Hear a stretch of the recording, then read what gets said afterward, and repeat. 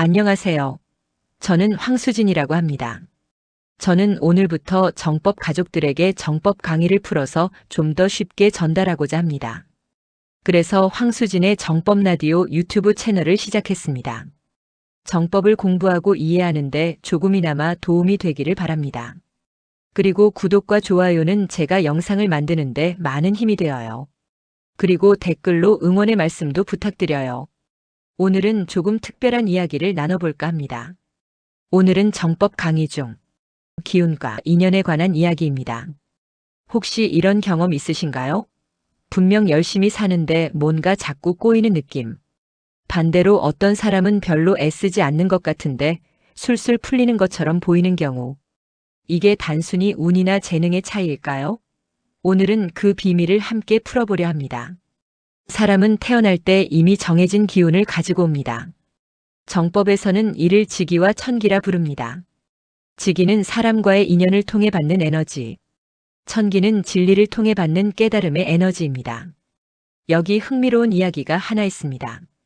갓 태어난 아기가 산시를 울리듯 크게 울 때가 있죠. 옛 어른들은 이렇게 말했습니다. 저 아이는 장군감이다. 단순히 폐활량이 좋다는 뜻이 아닙니다. 그 울음은 차원의 문을 여는 신호입니다. 아기는 지금 우주의 기운을 끌어당기고 있습니다. 큰 소리로 울수록 더 많은 기운을 부를 수 있다는 것이죠. 울음이 멈추고 아기가 흥하고 숨을 고를 때, 그때 기운은 이미 그 아이를 감싸고 있습니다. 그래서 옛날 어른들은 37일 동안 조심했습니다. 부정 탄 사람이 아기 곁에 가면 안 된다고 했죠. 기운이 불안정해서 아기가 놀랄 수 있기 때문입니다. 지금 생각하면 미신처럼 들릴 수도 있습니다. 하지만 그 안에 담긴 지혜는 분명했습니다. 새 생명을 조심스럽게 받아들이는 것. 그런데 말입니다. 이렇게 우리 주위를 감싼 기운이 저절로 우리 안으로 들어올까요? 아닙니다. 인연을 통해 그들의 말을 통해 서서히 스며듭니다. 첫 번째 인연은 당연히 부모입니다. 아기는 아직 말을 못합니다. 하지만 놀랍게도 모든 것을 듣고 있습니다. 엄마가 이쪽에서 뭐라 하면 고개를 돌립니다. 아빠가 저쪽에서 부르면 그쪽을 봅니다. 표현을 못할 뿐이지 다 알아듣고 있다는 거죠. 부모의 말 한마디 한마디가 아이 안으로 스며듭니다. 이것이 지기가 들어오는 첫 번째 단계입니다. 그 다음은 학교 선생님입니다. 21세까지, 그러니까 대학 졸업할 때까지 선생님들을 통해 지기의 40%를 받습니다. 그리고 사회에 나가면 멘토들을 만나게 됩니다. 여기서 멘토는 특정한 한 사람이 아닙니다. 먼저 경험한 모든 사람이 멘토가 될 수 있습니다. 직장 선배가 건네는 한마디, 동네 식당 사장님이 주는 조언, 택시 기사님이 들려주는 인생 이야기. 이 모든 것이 우리를 성장시키는 지기가 됩니다. 21세 이후 이런 멘토들을 통해 나머지 30%를 채웁니다. 총 70%의 지기가 채워질 때 비로소 우리는 세상을 제대로 볼 수 있는 기본 기운을 갖추게 됩니다. 그럼 나머지 30%는 뭘까요? 바로 천기입니다. 천기는 멘토가 아닌 스승을 통해 받습니다. 멘토와 스승의 차이가 뭘까요? 멘토는 자신의 경험을 나눠줍니다. 내가 이렇게 해봤는데 이렇더라. 하지만 스승은 다릅니다. 스승은 당신이 모르던 것을 풀어줍니다. 세상의 이치를 깨닫게 합니다. 그래서 스승의 말씀을 들으면 아, 그래서 그랬구나. 가슴이 뻥 뚫리는 느낌을 받게 됩니다. 눈물이 나기도 하고 가슴이 두근거리기도 하고 밤에 자다가 갑자기 뭔가 깨달아서 벌떡 일어나기도 합니다. 이게 바로 천기가 들어오는 순간입니다. 그리고 지식과 진리가 만날 때, 지기와 천기가 융합될 때, 그 안에서 물리가 일어납니다. 화학 반응처럼 뭔가 확 바뀌는 거죠. 그때 비로소 지혜가 탄생합니다. 안 보이던 것이 보이고, 안 들리던 것이 들리고, 상대가 왜 저러는지 이해되기 시작합니다. 그런데 여기서 중요한 사실이 하나 있습니다. 모든 인연은 이유가 있어 우리 곁에 온다는 것입니다. 여기 재미있는 사례를 하나 들어볼까요? 노동일 마치고 돈 좀 생긴 삼촌이 있습니다. 기분이 좋아서 조카를 불러 통닭을 사줍니다. 야, 너 통닭 사 먹어라. 얼핏 보면 좋은 삼촌 같죠? 하지만 이게 조카에게는 독이 될 수 있습니다. 그 조카는 아직 노동의 가치를 모릅니다. 땀 흘려번 돈의 무게를 모릅니다. 그냥 통닭이네 하고 받아먹습니다. 그런데 에너지의 법칙은 정확합니다. 조카는 나중에 자기도 노동하는 일 해야 합니다. 그 통닭값을 갚아야 하는 거죠. 더 큰 문제는 조카가 노력 없이 받는 것에 익숙해진다는 겁니다. 이렇게 보면 인연이란 참 신묘합니다. 부모가 자식 용돈을 주는 것도 마찬가지입니다. 너무 많이 주면 오히려 해가 됩니다. 왜 학생들은 버스를 타고 다닐까요? 자가용이 더 편한데 말이죠.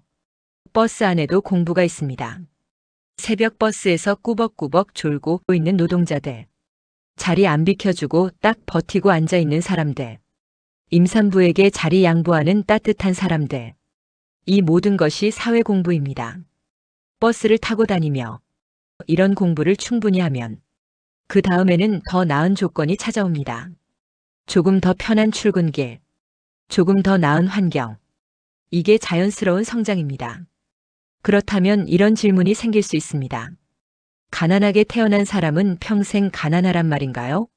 아닙니다. 태어날 때 가져온 건 전체의 30%에 불과합니다. 나머지 70%는 우리가 만들어갑니다. 그런데 여기서 중요한 게 있습니다. 기운이 크다고 해서 반드시 좋은 것은 아닙니다. 기운이 크면 큰 일이 옵니다. 처리해야 할 업도 큽니다. 기운이 작다고 나쁜 것도 아닙니다. 작은 일을 충실히 해도 충분히 해탈할 수 있습니다. 중요한 건 맑게 사는 겁니다. 설거지만 하면서 평생을 살아도 그 사람이 맡은 일을 다 하고 가는 거라면 그것으로 충분합니다. 반대로 큰 질량을 받고 태어난 사람은 그만큼의 일을 해야 합니다. 여기서 문제가 생깁니다. 욕심을 낼 때입니다. 내 몫이 아닌 걸 가지려고 할 때 반드시 더 큰 어려움이 찾아옵니다. 욕심내서 얻은 건 반드시 이자를 붙여 갚아야 합니다. 그래서 오히려 이렇게 사는 게 낫습니다. 내 앞에 주어진 일을 충실히 하는 것. 그러면 신기하게도 더 큰 일이 저절로 찾아옵니다. 그럼 이렇게 물으실 수 있습니다. 지금 어려운 건 어떻게 해야 하나요? 여기 핵심이 있습니다. 어려움을 풀려고만 달려들지 마십시오. 대신 물어보십시오. 내가 왜 어려운가? 부모님 말을 잘 듣지 않았나요? 선생님 가르침을 무시했나요? 선배들 조언을 귓등으로 흘렸나요? 어디선가 분명히 빠뜨린 게 있습니다. 이걸 찾는데 100일이 걸려도 좋습니다. 100일이나요? 그 사이에 망하면 어떡하죠? 걱정하지 마십시오. 하늘은 노력하는 모습을 봅니다. 답을 찾았느냐보다 노력했느냐를 봅니다.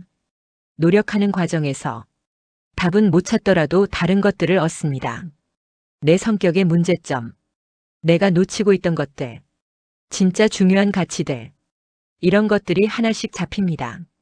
그러면 이제 답을 줘도 잘 쓸 사람이 된 겁니다. 그때 답이 옵니다. 이와 관련해서 재미있는 이야기를 하나 더 해드리겠습니다. 봉사활동을 가는 모임이 있습니다. 한 사람은 평소에 화장을 곱게 하고 매니큐어도 하고 모든 게 깔끔하고 고상합니다. 봉사활동 가서 다른 사람들은 팔 걷고 일합니다. 거동 불편한 어르신 때 밀어드리고 설거지하고 청소하고. 그런데 이 사람은 못합니다. 매니큐어가 망가질까봐, 옷이 더러워질까봐. 그래서 한쪽에 앉아 있습니다. 처음엔 사람들이 이해합니다. 뭐 사람마다 다르니까. 두 번째도 넘어갑니다. 세 번째부터 수군거림이 시작됩니다. 저 사람 맨날 앉아만 있네. 고상한 척하는 거 아냐? 이게 뭐가 문제일까요? 이 사람에겐 두 가지 선택지가 있었습니다. 첫 번째, 팔 걷고 같이 일하기. 매니큐어가 망가지면 망가지는 대로. 두 번째, 대신 돈을 내기. 제가 몸으로는 못 도와드려서 필요한 물품은 제가 사드릴게요. 그러면 사람들이 이해합니다. 아, 저 사람은 저 사람 방식으로 돕는구나. 그런데 돈도 안 내고, 일도 안 하고, 그저 앉아만 있으면 그게 바로 고상한 척이 되는 겁니다. 여기서 배울 점이 있습니다. 자신의 자리를 알아야 합니다. 고상하게 살아야 할 사람이 있습니다. 그럼 그 급수에 맞는 곳에서 활동해야 합니다. 거기서 자신의 방식으로 덕을 베풀어야 합니다. 억지로 아래로 내려와서 어울리지도 않는데 섞이려 하면 오히려 양쪽 다 불편해집니다. 이렇게 자신의 자리를 아는 것, 그리고 사회를 넓게 보는 것, 이것도 중요한 공부입니다. 생각을 한번 바꿔볼까요? 이 사회의 모든 것은 사실 우리 것입니다. 무슨 소리예요? 강남 한복판 백화점이 제 거라고요? 그렇습니다. 백화점을 소유하려고 하지 마십시오. 대신 이용하십시오. 필요한 걸 사러 갑니다. 쓰고 싶은 만큼 씁니다. 계산하고 나옵니다. 관리는 누가 합니까? 백화점 직원들이 다 해줍니다. 재고 관리, 청소, 진열, 모든 걸 다 해놓고 기다립니다. 얼마나 편합니까? 소유하고 싶은데요. 소유하는 순간 고생이 시작됩니다. 직원 월급 걱정, 세금 걱정, 임대료 걱정, 손님이 안 오면 또 걱정. 그냥 이용만 하면 되는데 굳이 소유하려고 덤비면 고생바가지입니다. 이게 바로 사회를 넓게 보는 눈입니다. 손에 쥔 것만 재산이라 생각하는 사람. 그보다 가난한 사람은 없습니다. 사회 전체를 내 것으로 보는 사람. 그게 진짜 부자입니다. 그렇다면 어떻게 살아야 할까요? 여기 가장 중요한 열쇠가 있습니다. 우리가 탁한 기운을 품으면 어떻게 될까요? 반드시 남에게 해를 끼치게 됩니다. 그리고 그 해는 100% 나에게 돌아옵니다. 아니, 저는 나쁜 짓 안 했는데요. 정말 그럴까요? 예를 들어볼까요? 쌀이 좀 남았습니다. 이웃에게 나눠줬습니다. 전 좋은 일 했잖아요. 잠깐. 당신은 그 쌀 주면서 어떤 마음이었나요? 이걸 받아 먹어야 할 만큼 저 사람이 불쌍하지. 이런 생각 안 하셨나요? 상대는 하늘의 자손입니다. 당신과 똑같은 존재입니다. 그런데 당신이 우월감으로 뭔가를 줬다면 그건 상대를 비굴하게 만드는 겁니다. 그게 해입니다. 그럼 어떻게 해야 하나요? 진심으로 나누십시오. 상대를 존중하면서 나누십시오. 제게 이게 좀 남았는데 같이 나눠 먹으면 좋겠어요. 이 차이가 느껴지시나요? 맑은 기운은 이런 겁니다. 상대를 존중하고 진심으로 대하고 우월감 없이 나누는 것. 그렇게 살면 병도 안 생깁니다. 어려움도 잘 풀립니다. 병이 온 것도 어려움이 온 것도 따지고 보면 모두 탁한 기운 때문입니다. 그 원인을 찾아 고치십시오. 그러면 병도 낫고 어려움도 풀립니다. 긴 이야기를 들어주셔서 감사합니다. 정리해 볼까요? 기운은 이미 우리 곁에 있습니다. 그것을 우리 안으로 들이는 것이 공부입니다. 인연을 소중히 여기십시오.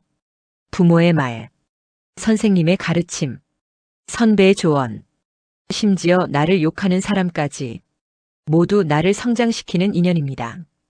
욕심을 버리십시오. 내 앞에 주어진 것을 감사히 여기십시오. 어려움이 왔다면 이유를 찾으십시오. 풀려고만 하지 말고 왜 왔는지 찾으십시오. 그리고 맑은 기운으로 사십시오. 남에게 덕을 베푸십시오. 사회를 넓게 보십시오. 모든 것이 우리 것입니다.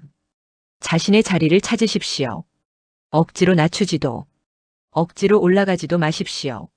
지금 이 순간, 당신이 서 있는 그 자리, 그곳이 바로 공부의 시작입니다. 당신은 약하지 않습니다. 단지 아직 모를 뿐입니다. 100일만 공부하십시오.